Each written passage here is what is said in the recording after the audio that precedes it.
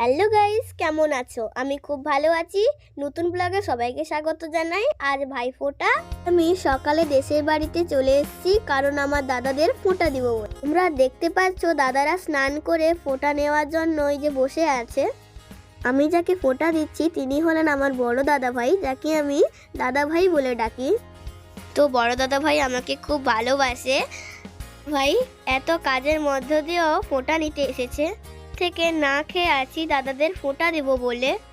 যে কথাটা বলার জন্য আমরা একটা বছর অপেক্ষা করি সেটা হলো, ভাইয়ের কপালে দিলাম ফোঁটা, জমে দুয়ারে পড়লো কাটা, যমুনা দেয় জমকে ফোঁটা, আমি দেই আমার ভাইকে ফোঁটা।